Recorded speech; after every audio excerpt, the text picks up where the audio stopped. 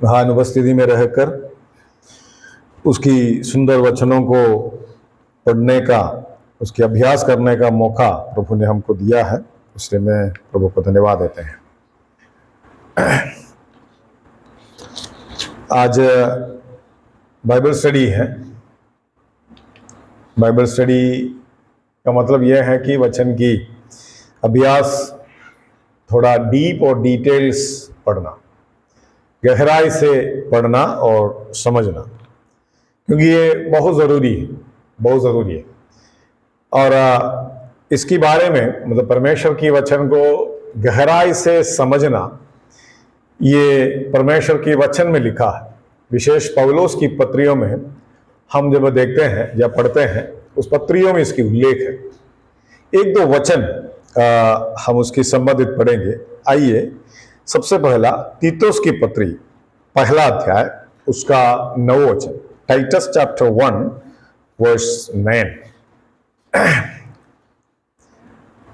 तीतुस की पत्री पहला अध्याय का 9 वचन हम ऐसे पढ़ते हैं, और विश्वास योग्य वचन पर जो धर्मोपदेश के अनुसार है स्थिर हो, कि खरी शिक्षा से उपदेश दे सके और विवादियों का मुंह भी बंद कर सके। ये एक वचन है। उसके बाद एक और वचन पढ़ेंगे, तिमोथियों का पत्री, फर्स्ट तिमोथियुस की पत्री अध्याय 4 और उसका 6वां वचन, चैप्टर 4 वर्स 6। यदि तू भाइयों को इन बातों की श्रुति दिलाता रहेगा तो मसीह यीशु का अच्छा सेवक ठहरेगा और विश्वास और उस अच्छे उपदेश की बातों से जो तू मानता आया है तेरे पालन पोषण होता रहेगा। ओके, ये दोनों वचनों में एक शब्द है, कॉमन एक शब्द है। आपने ध्यान दिया? एक कॉमन शब्द यह है कि एक साउंड डॉक्ट्रिन, एक सच्चा और खरा उपदेश। क्या है? मतलब परमेश्वर की आत्मा पौलुस के द्वारा कहते हैं कि हम हर विश्वासी परमेश्वर की वचन में लिखा हुआ सच्चे उपदेश को जानना चाहिए। क्या है सच्चा उपदेश? इसकी जरूरत है। यस, जरूरत है। क्यों? क्योंकि हमको मालूम है कि जब हम इस संसार में हम देखते हैं बहुत सारे कलीसियां हैं, नहीं, रोमन कैथोलिक से लेकर हैं, बहुत सारे कलीसियां संसार में हैं, और इन सारे से सारे कलीसिया ऐसे कहते हैं कि हमारी शिक्षण सही है, हम जो सिखाते हैं सही सिखाते हैं। लेकिन ये सही है या गलत है, इसको देखना, इसको परखना है। उसके एक ही माध्यम है, क्या और कुछ नहीं बल्कि परमेश्वर का वचन है। हमारे हाथ में जो लिखित रूप में जो प्रभु ने दिया है, वही एक ही माध्यम है, एक ही है कि उसमें हम देखें। ओके, तो वहां में एक सवाल है, ये हम सबके सामने है। क्या हम रोज इस वचन को पढ़ते हैं? क्या बैठे हुए कितने भाई बहन बोल सकते हैं कि मैं रोज पवित्र शास्त्र को पढ़ता हूं? हाथ ऊपर करें, एक के ऊपर के। रोज पढ़ते हैं? बहुत कम लोग हाथ ऊपर किए हैं। Thank you.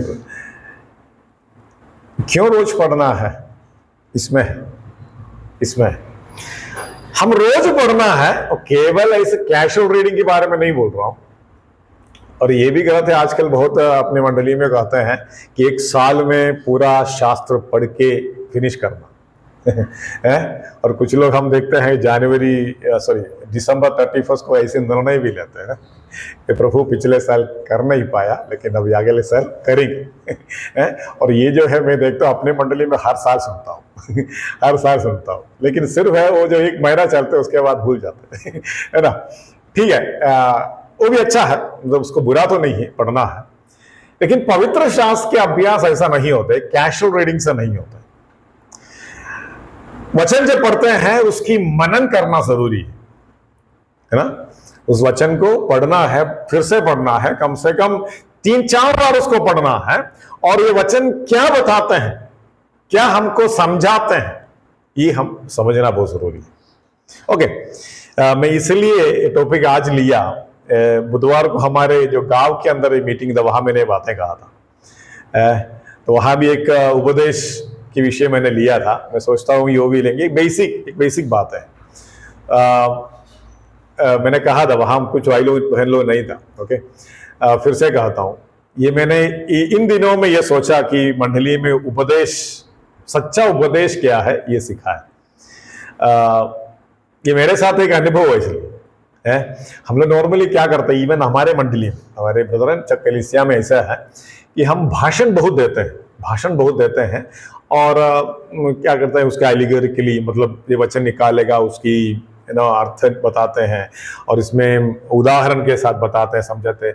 सबसे ज्यादा हम प्रैक्टिकल विषयों को कहते हैं। अच्छी बात है, प्रैक्टिकल विषयों के बारे में बोलना है, सिखाना है, लेकिन उसमें एक और बात ही है कि हम यहां पढ़ते हैं, सच्चा उपदेश हमको मालूम नहीं तो फिर हमारा संदेश भी, और हम जो बातें सुनकर हमारे जीवन में, हमारे आत्मिक जीवन में लागू करते हैं, ये गलत हो सकता है। हमको मालूम है ना, हम सब अपने बच्चों को स्कूल छोड़ते हैं, है ना। स्कूल जब जाते हैं तो वहां हम देखते हैं एक कक्षा है, बराबर ना, फर्स्ट स्टैंडर्ड, सेकंड स्टैंडर्ड से पढ़ना ही चाहिए।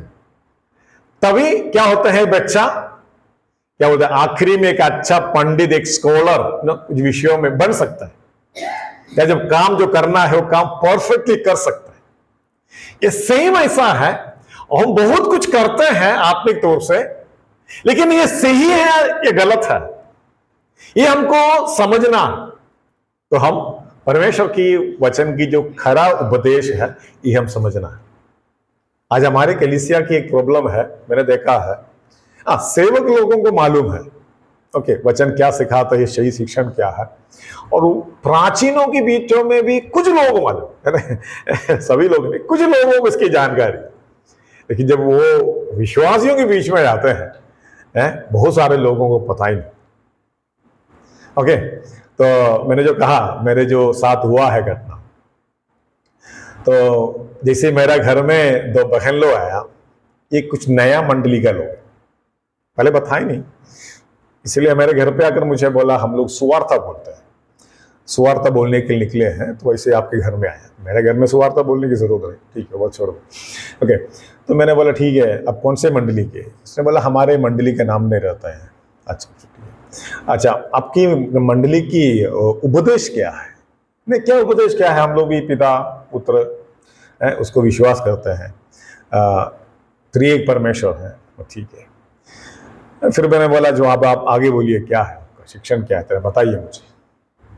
और उसने कहा, एक बातें कहा, देखो बाइबल ऐसा है, जुना नियम और नया नियम है, ठीक है, मान लिया।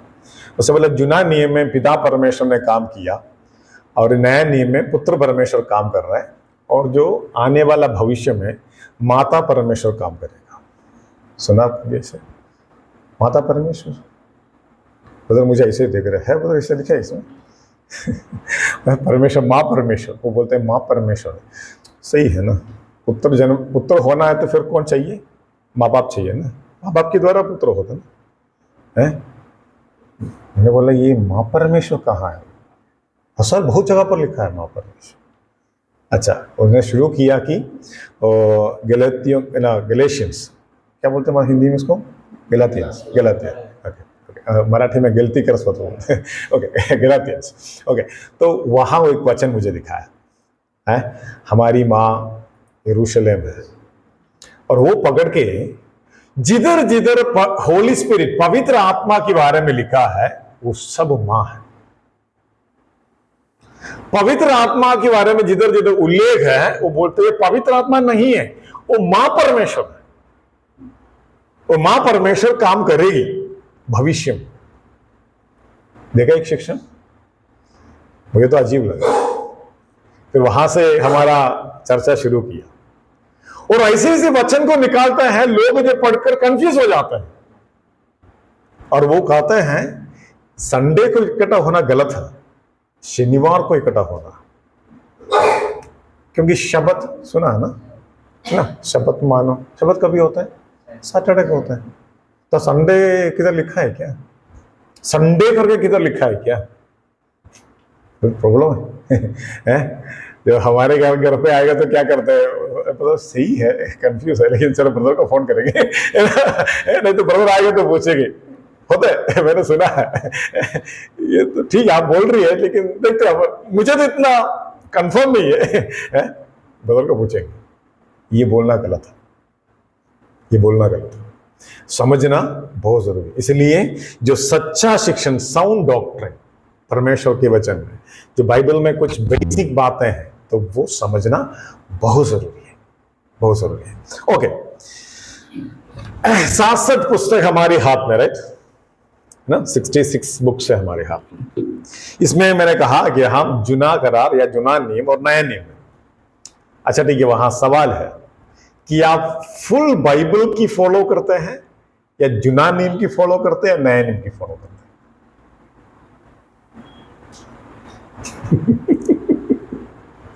सवाल कोई आकर पक्का पूछेगा आपके पर्सनली मिलकर पूछेगा, क्या पूरा बाइबल की फॉलो करते हैं या जुना नियम की फॉलो करते हैं, नए नियम की फॉलो करते हैं? क्या बोलेंगे? कंफ्यूज है? सही है, बताओ। पूरा बाइबल तो फॉलो करता है, कुछ लोग बोलेगा ना हम पूरा बाइबल ही फॉलो करते हैं, पर पूरा बाइबल फॉलो करते हैं तो फिर बोलेगा आप शब्द को क्यों नहीं मानते, है ना? तो सैटरडे इकट्ठा होना चाहिए, आप संडे क्यों इकट्ठा हो रहे, है ना? तो और ही कुछ बातें हैं वहां, वो सब करना पड़ेगा। पुराने नियम में 7 पर्व है, ये सब मानना पड़ेगा। तो इसलिए सबसे पहले हमको मालूम होना चाहिए कि हम नया नियम का कौन है, विश्वास है ना? नया नियम का विश्वास है। कुछ बातें हैं जो जुना नियम था। जुना नियम किसको दिया था? मोशे के द्वारा इस्राएल को दिया, बराबर ना? अब्राहम की संतानों को दिया था, करेक्ट? यस, बाइबल में है। लेकिन वो जब चलते थे, परमेश्वर ने एक नए नियम के बारे में बोला था। परमेश्वर ने एक नए नियम के बारे में बोला था, बाइबल में है। नया नियम ऐसा आया नहीं है, ये परमेश्वर की योजना से है। हम यिर्मयाह का पुस्तक 31 अध्याय के 31 वचन में पढ़ते हैं, 31 से 33 तक वचनों को पढ़ते हैं। ठीक है, वो वचन को जरा पढ़िए, हम वहां से शुरू करेंगे। यिर्मयाह का पुस्तक 31 अध्याय का 31 से 33 तक, यिर्मयाह चैप्टर 31 वर्स 31 to 33।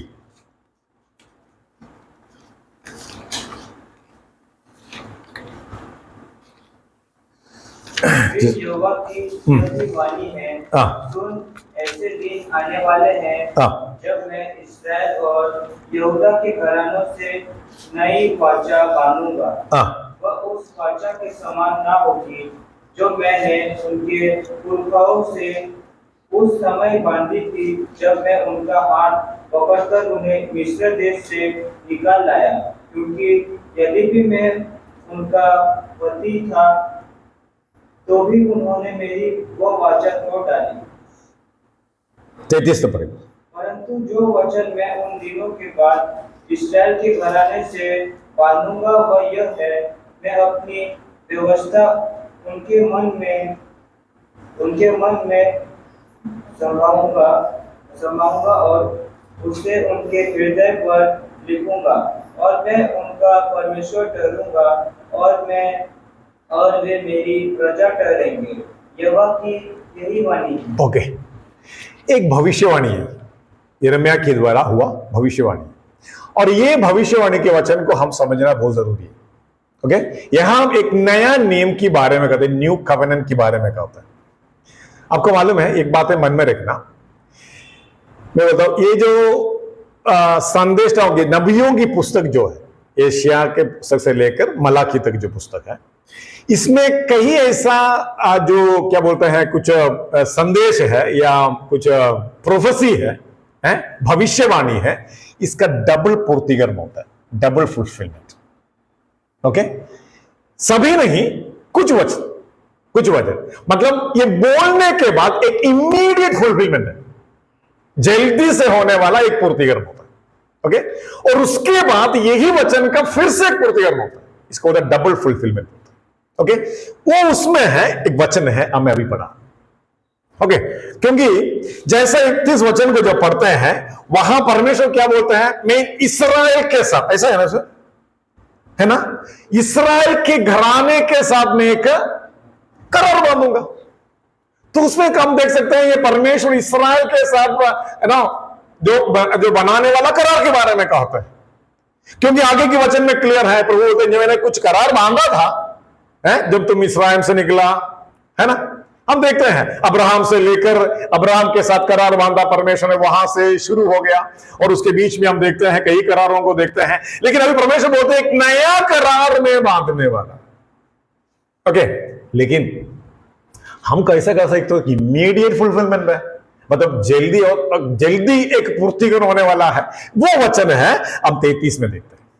33 में क्या पढ़ते हैं हम, वहां परमेश्वर देखते हो, I will put my law with in दम, मैं मेरे नियम को, मेरे व्यवस्था को उनकी अंदर डालूंगा।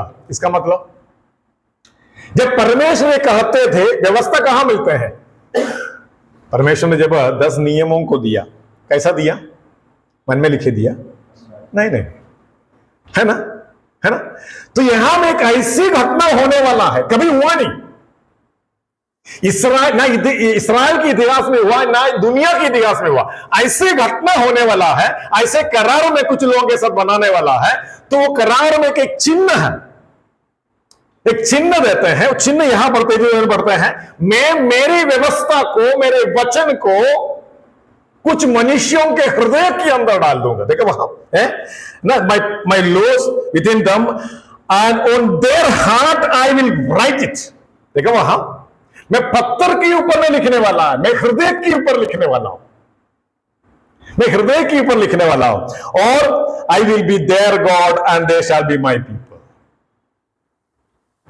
ये हम देखते हैं, मैंने कहा एक इमीडिएट फुलफिलमेंट, ये यिर्मयाह कहने के बाद करीबन एक 600 या 700 साल के बाद इसका पूर्तिकरण हो गया। कहां हुआ, कहां हुआ, अब मुझे बताइए,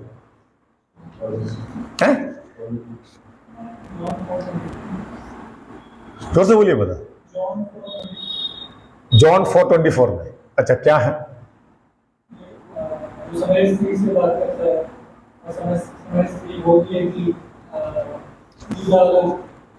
हाँ ठीक है, ये जो चर्चा हो रहा है, चर्चा हो रहा है, इसका पूर्तिकरण, फुलफिलमेंट कहां देखते हैं,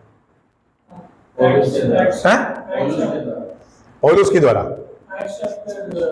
हाँ करेक्ट, वहां आते, करेक्ट, वही बोली है ना, एक्ट्स चैप्टर 2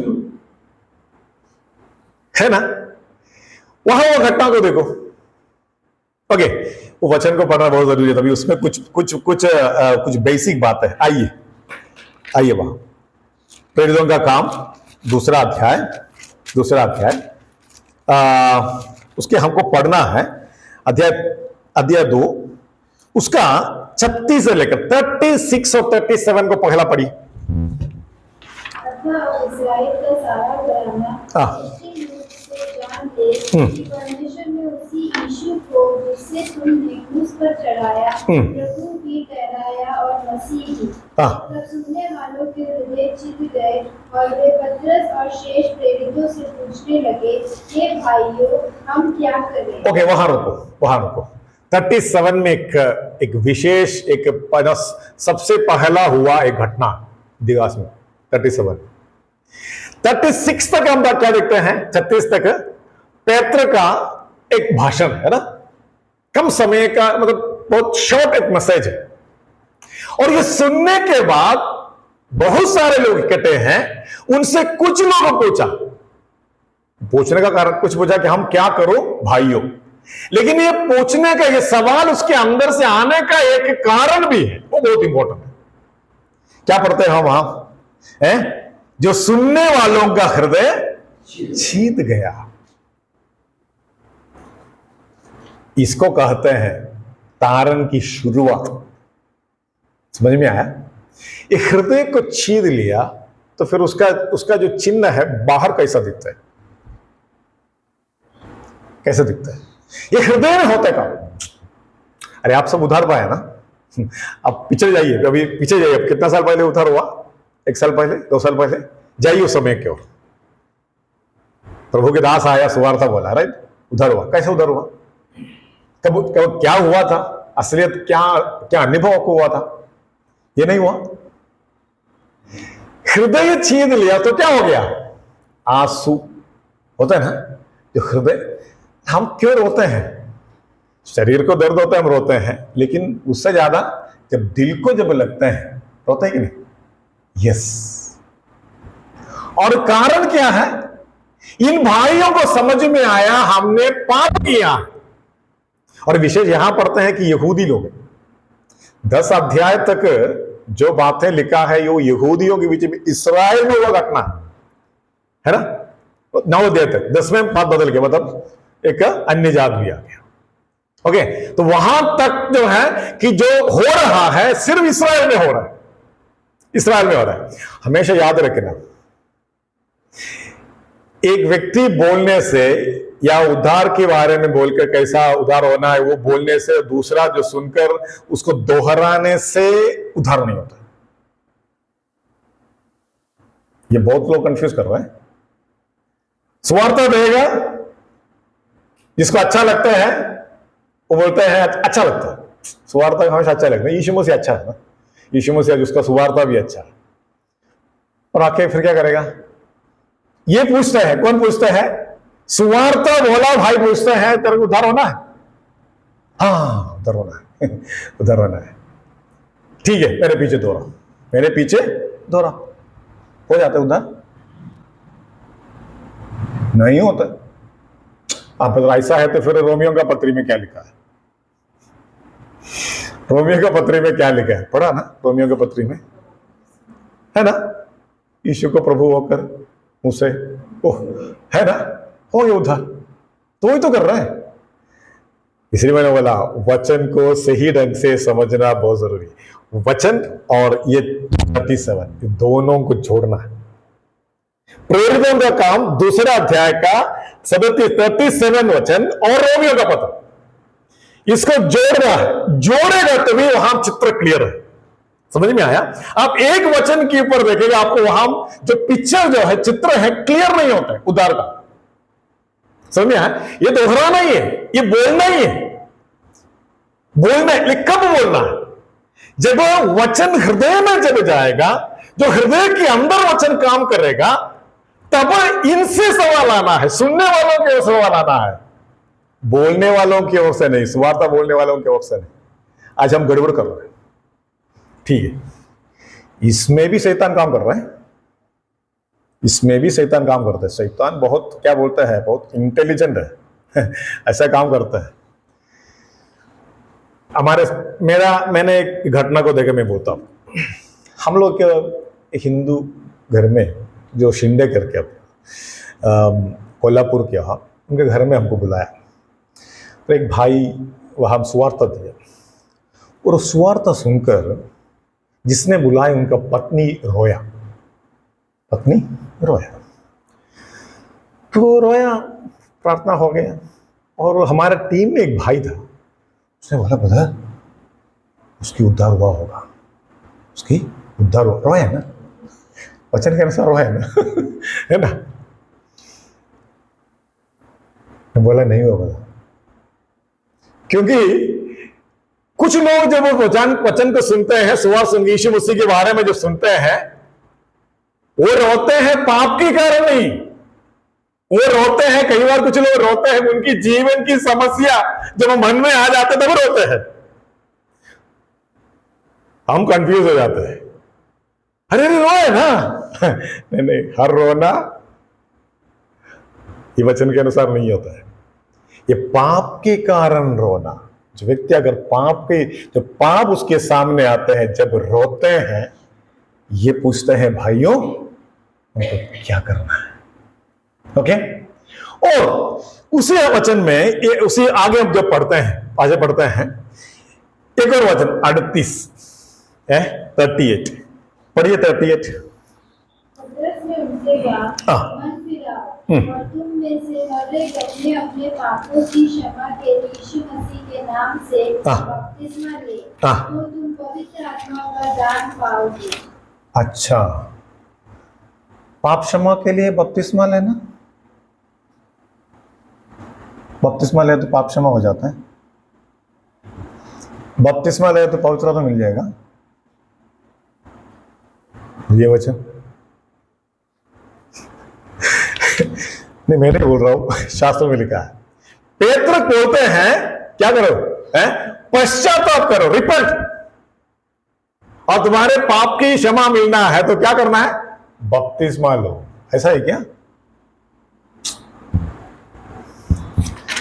इफिसियों की पत्री में जब पढ़ते हैं, हाँ पढ़ते हैं तुमने सच्चा उद्धार मतलब सत्य का सुवार्ता सुना, उस पर विश्वास किया, उद्धार हो गया है ना, है?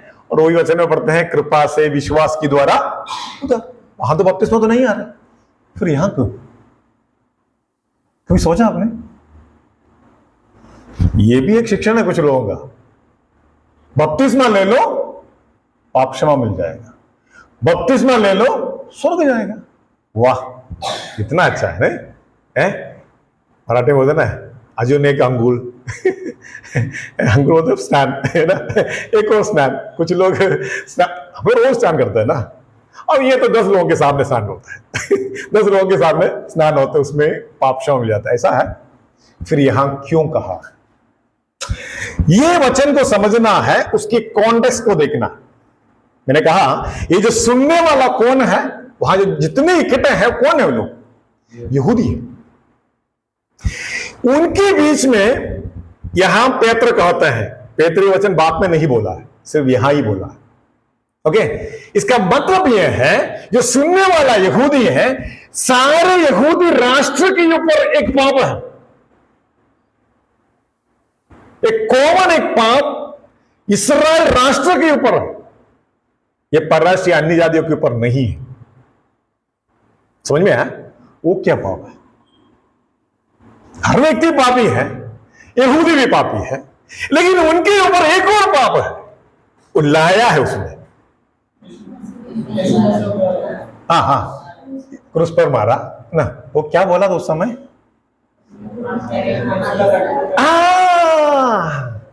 इनका लहू हमारे ऊपर, हमारे वहां रुका तो अच्छा होता था नहीं, वो जनरेशन में रुकता था, हमारे बच्चों के ऊपर आए। देखा एक पाप खुद मांग के लाया, राष्ट्र के ऊपर लाया। बपतिस्मा, यार क्यों फिर बपतिस्मा बोला है यार, क्यों बता?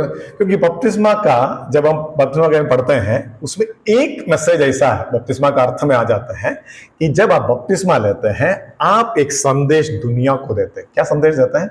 मैं दुनिया का नहीं हूं, करेक्ट ना, मैं यीशु मसीह का बन गया।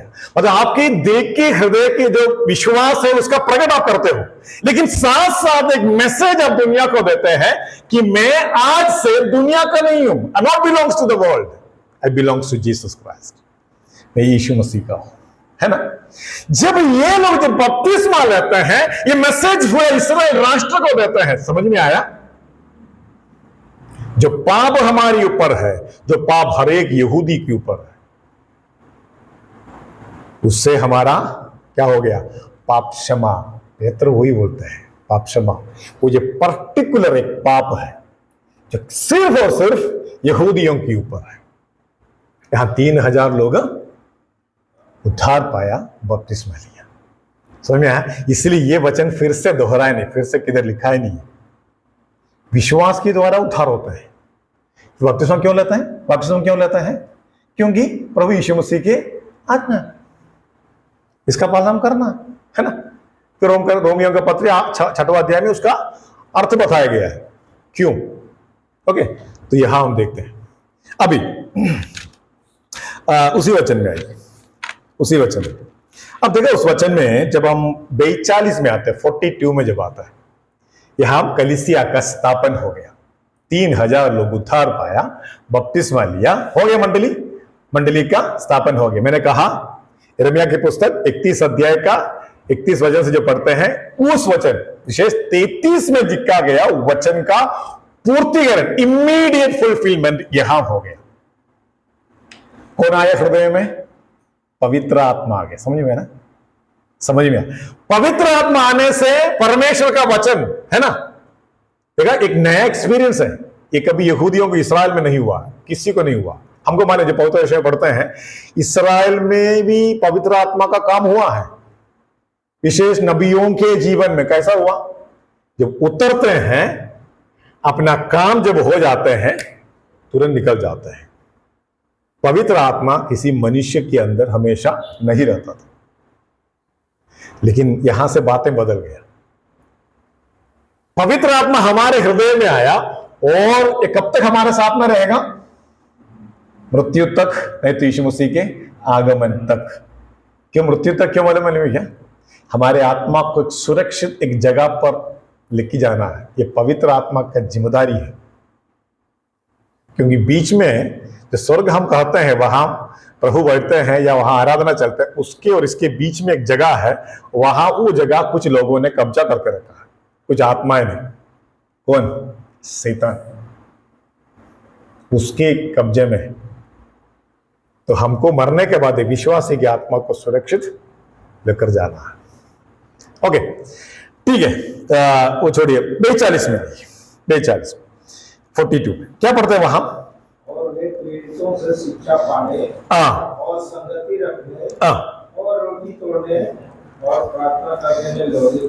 आपको मालूम है, जब आप वचन पढ़ते हैं, उस वचन में भी एक क्रम है, एक क्रम है।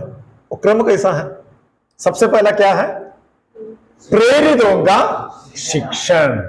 देखो वहां सच्चा उपदेश, ये हमारे आपको और मेरी बहुत जरूरत है।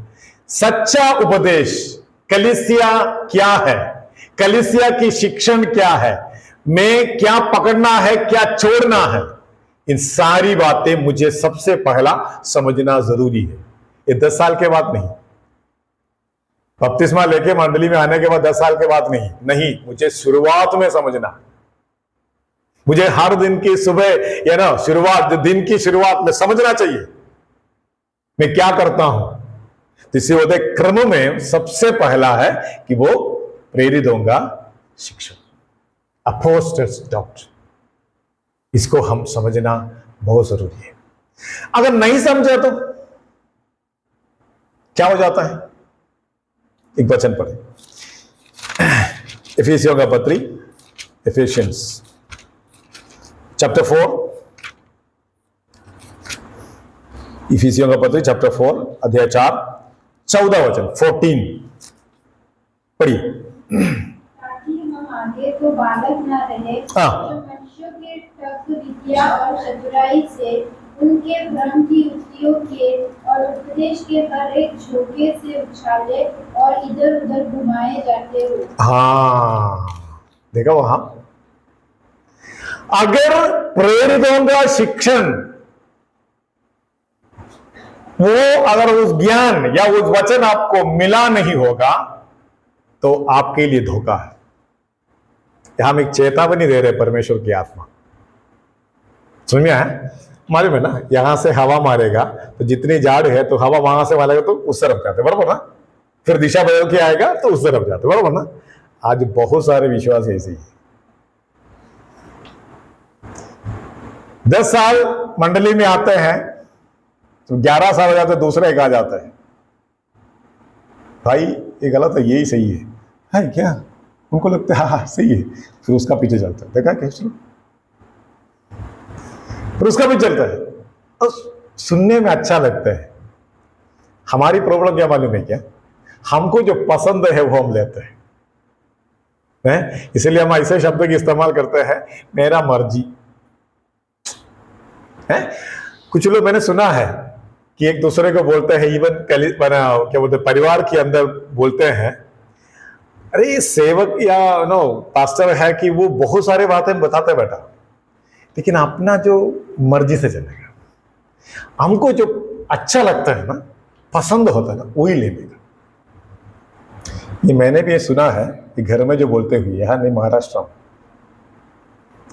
ये सिखाता है, सही है। और वो घर ऐसा है, वहां वो जगह का मंडली बढ़ता है, उस घर में मंडली बढ़ता है, और ये वहां का भाई जो है उस मंडली का वडील है, प्राचीन है।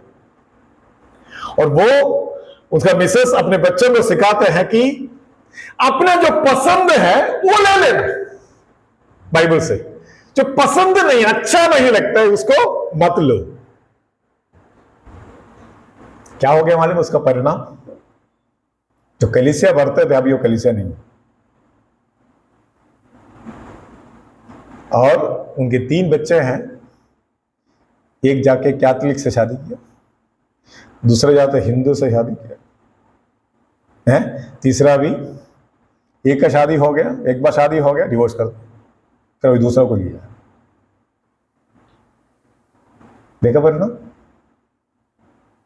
जो मंडली कई सालों से बढ़ते थे वहां आने वाले भाई बहन चले गए। ऐसे प्राचीन बैठे हैं, सब मालूम है। देखा वहां परमेश्वर से दूर जाएगा। अरे वो भी बोलने वाला बहुत लोग है ना डिवोर्स के बारे में, ठीक है ना, पसंद नहीं तो क्या करेगा, नहीं चल सकते तो क्या दूसरा करेंगे ना। पर नहीं चलते मंडली में, कलीसिया में नहीं चलते, नहीं चलते। शिक्षण है, जो बता रहे हैं वो हमारे लिए है। प्रभु ये बोल सकते हैं, प्रभु कई बार मुझे कठिन लगता है, तेरी मदद की जरूरत है, प्रार्थना करो ना। मैंने बोला ना इसमें एक क्रम है।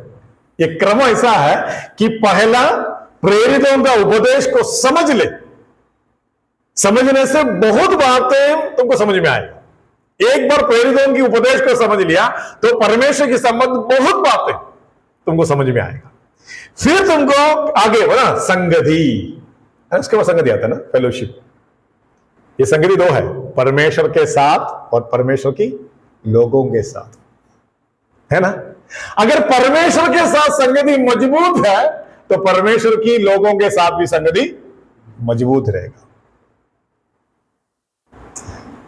आज बहुत सारे कलीसिया में संडे को मिलते हैं, प्रेज़ द लॉर्ड बोलते हैं, सलाम बोलते हैं, चले जाते हैं, उसके बाद पता ही नहीं कहा आता पता, बराबर ना है। हाँ, और कुछ लोग ऐसा है ना, ये क्या मालूम है क्या, परमेश्वर के लोगों के साथ संगति में मजबूत रहेगा ना, मैं बोलता हूं बहुत सारे पाप से अब बच जाएगा। क्योंकि परमेश्वर के लोग जब इकट्ठा होते हैं ना, एक दूसरे बातें करते हैं, क्या बातें आते हैं वहां? परमेश्वर के लोगों के बीच में क्या चर्चा होते हैं? मोदी क्या किया, ये चल रहा है पॉलिटिक्स में क्या चल रहा है, नहीं नहीं नहीं नहीं, है ना। सबसे ज्यादा हमारी चर्चा इसके ऊपर होता है, उसमें एक दूसरे मजबूत हो जाते हैं, नहीं? यस, देखा वहां उपदेश को समझने से फायदा हमारा क्या है? संगति में प्रभु के साथ। आज बहुत लोगों की जो प्रभु के साथ संगति है वो मजबूत नहीं है, मजबूत नहीं है। हम बोलते हैं हम मसीह है, हम बोलते हैं हम विश्वासी है। मुझे लगता है बहुत लोगों को अच्छा लगता है विश्वासी बोलने से, ये कॉमन शब्द हो गया हमारे बीच में ना। जब हम विश्वासी बोलते हो शैतान भी साथ बाजी बोलते हैं, मैं भी विश्वासी भाई मैं भी विश्वासी हूं, तू विश्वासी है ना? हाँ, मैं भी विश्वासी है। लेकिन जब विश्वासी बोलते हैं तेरे से भी एक गुण मुझे ज्यादा मुझे है, क्या है? तो विश्वासी बोलते विश्वास करते हैं, लेकिन इतना ही है। मैं जब विश्वासी बोलता है लेकिन मैं डरता हूं, मैं प्रभु से डरता भी हूं। हम डरते नहीं, डरता है कोई? मैंने देखा, मुझे एक मौका मिला, पनवेल में एक यहूदियों का सिनेगोग है, वहां मुझे बैठने मौका दिया। मैंने एक बातें देखा उनकी, मैं जब वहां एंट्री हुआ तो ये लोग बैठ के ये स्तोत्र संगीत ना भजन संगीत गा रहे हैं। आपको मालूम है जिधर जिधर जो याग शब्द आता है, यहोवा याग शब्द आता है, लोग क्या करते मालूम है? बोलते नहीं, वैसे डर के साथ ये लोग खड़ा रहते हैं और या ऐसे, मतलब वो नाम पूरा नहीं लेते हैं, परमेश्वर का नाम पूरा अपने मुंह में नहीं लेते हैं, तो वो या बोल के बहुत डर के साथ बैठते हैं, इतना भय। और हम लोग इधर यीशु कुछ लोग प्रार्थना करते यीशु के नाम पर, आज वो बहुत सारी जगह पर होती यीशु के नाम पर आमीन, किधर लिखा है? मैं बोलता शैतान भी खुश है। आप मुझे एक वचन दिखाइए, ये पत्री पौलुस की पत्री हो या और कुछ याकूब की पत्री हो, किसी का पत्री हो, वहां एक वचन आप मुझे दिखाइए केवल यीशु लिखा है। नहीं, प्रभु यीशु, यीशु मसीह, देखा, क्योंकि बहुत सारे यीशु है, पहले सदी में भी था, आज भी है। कुछ कैथलिक लोग अपने बच्चों को यीशु नाम रखते हैं, मालूम है आपको? और मैंने सुना अपने मंडली में जो प्रार्थना जब करते हैं आखिरी में, यीशु के नाम, in the name of Jesus, ये फैशन बन गया। कौन सा यीशु भाई? प्रभु यीशु एक ही है, सही है ना? और यीशु मसीह भी एक ही है। ये कौन सा यीशु का नाम ले रहे हो? जब हम बोला ना प्रेषितांचे शिक्षण में ना, प्रेरितों का शिक्षण, इसका कमी है, इसका कमी है नहीं। ये प्रार्थना आखिरी में आता है, मैं जल्दी गया वहां है, जो संगति में मजबूत होना। फिर क्या है? रोटी तोड़ना, राइट ना? रोटी तोड़नी कब करना है? हम देखते हैं शुरुआत में ये लोग हर दिन करते थे, लेकिन बाद में प्रेरित का काम 20वां अध्याय का 7वां वचन है ना, सप्ताह का पहला दिन, महीने में एक बार।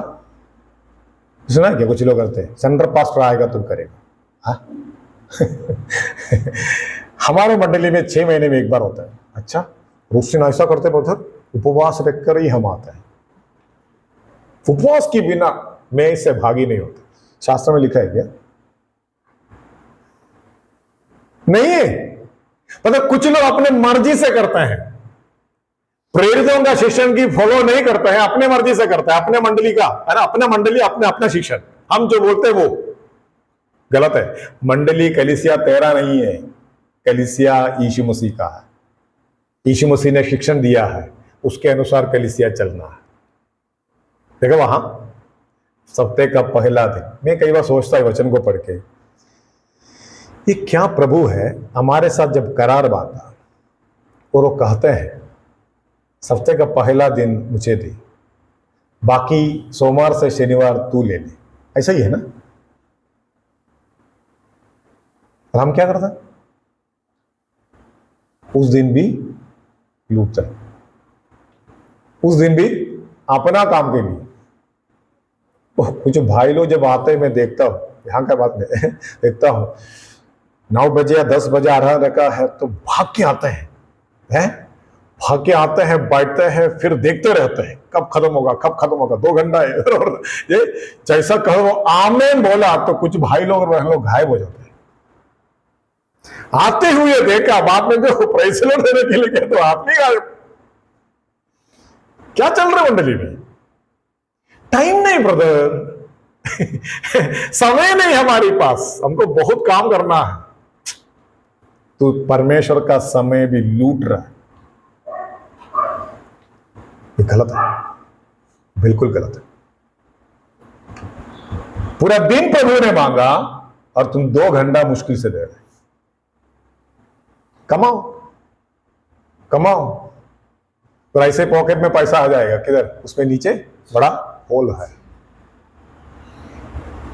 कमाओ कमाओ, मालूम है ना, कमा कमा के एक दिन ऐसा कुछ बीमार आ जाएगा, पूरा पैसा डॉक्टर के पास और टेंशन है ना। पैसा तो कमाया, हो गया, और टेंशन भी हो रहा है ना। यस, क्यों मालूम है? हम सब ये जानने के बाद भी करते हैं, हम जानबूझ के, हमको मालूम है वचन क्या लिखते हैं, वचन में क्या है, फिर भी हम नहीं करते, नहीं करता है। ये बिल्कुल गलत है। तो नया नियम और भी कुछ वचन है, समय 8 हो गया, सॉरी है ना, 9 बजे हो गए। ओके, हैं? इसमें कई बातें हैं कि हम जुना नियम में लिखा है वो हम फॉलो नहीं करते। अभी एक बात बोलकर मैं समाप्त करता हूं। मैंने पहले कहा कुछ लोग कहते हैं शब्द को मानना है, शनिवार पे इकट्ठा होना। नए नियम में ऐसा कुछ वचन है? शब्द को मानना नहीं, पालन नहीं करना है, फॉलो नहीं करना, कुछ वचन है?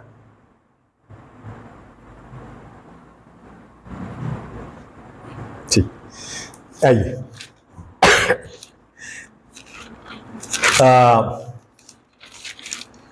कलीसी का पत्र, कोलोशियंस क्या बोलते हैं उस मराठी में, हिंदी इंग्लिश हिंदी में कुलूसियों का पत्री, नहीं कुलूसियों का पत्री, ओके कुलूसियों का पत्री, उसका दूसरा अध्याय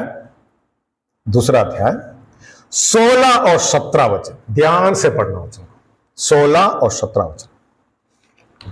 इसलिए खाने पीने या फल या नए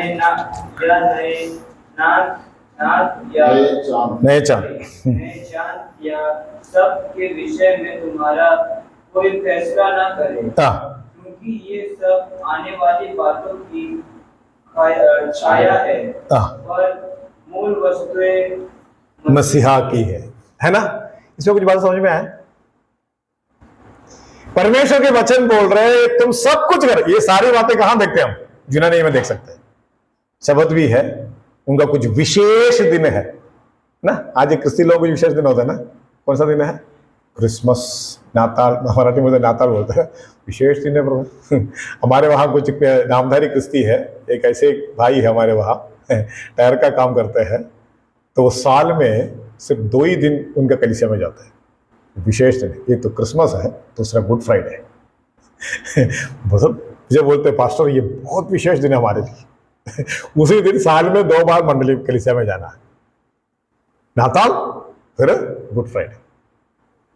और नाताल में पीते हैं और गुड फ्राइडे में पीते नहीं। लेकिन आजकल मैं ये भी देखता हूं उनके बीच में, और गुड फ्राइडे में पीने वाले हैं। एक मैंने पूछा आप गुड फ्राइडे में क्यों पीते हो? उसने बोला उन लोगों ने यीशु मसीह को इतना बुरी तरफ से मारा और उसका दुख मेरा बहुत हो रहा है। देखो वो कारण ढूंढ रहे हैं, लोगों को देखो। यहां कहते हैं कि ये सारी से सारी बातें क्या था? एक छाया, बराबर ना? It was a shadow. हम शैडो के पीछे नहीं चलते हैं, आगे असलियत। यीशु मसीह आ गया। कहने का मतलब यह है कि उन सारे प्रभु ने क्या कर दिया? बंद कर दिया। इसलिए आज से हैप्पी क्रिसमस बोलना बंद कर दो है। दिसंबर 25 हैप्पी क्रिसमस। बहुत कुछ बना रहे हैं।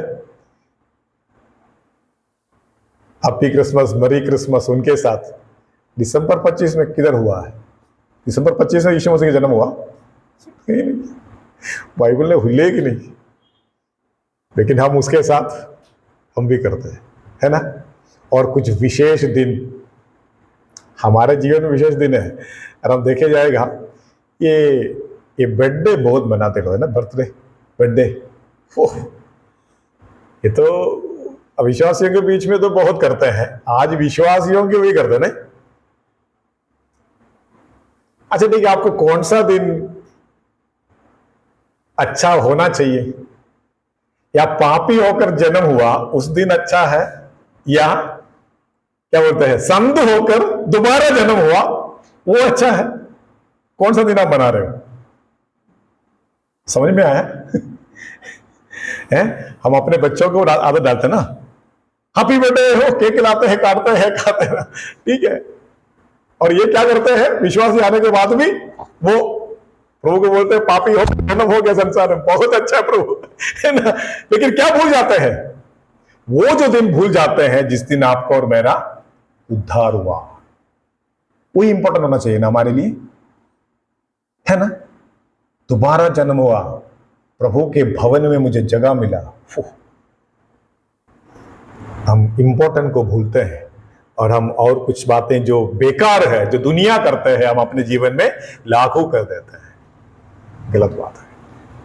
ये सब वचन में आने के बाद समझ में आता है। इसलिए बोलते हैं प्रेरितों का शिक्षण समझ लो, शास्त्र क्या सिखाते समझ लो, मुझे क्या छोड़ना है, क्या लेना है, क्या शिक्षण को लेकर जाना है, मुझे समझना चाहिए।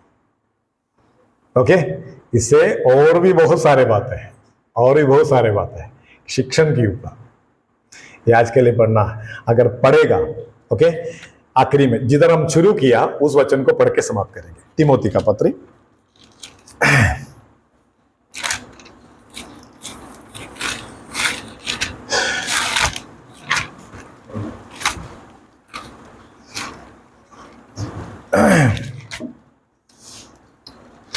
कौन सा वचन पढ़ा था? हाँ पढ़िए।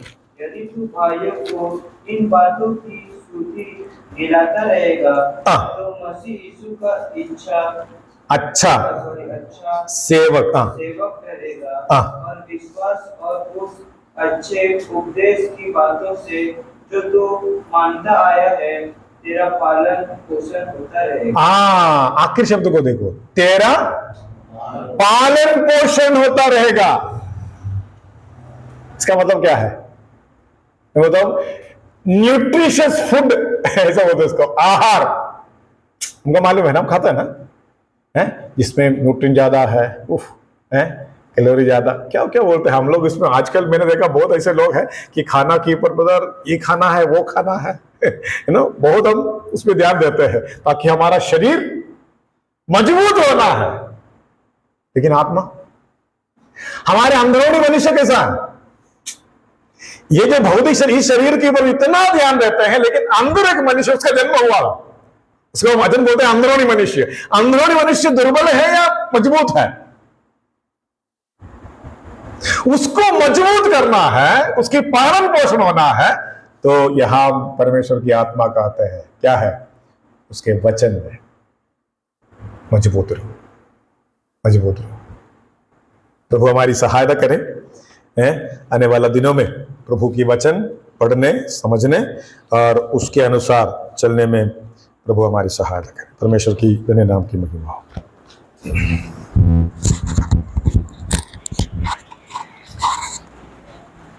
प्रभु की स्तुति हो। परमेश्वर के वचन किया और कई बातें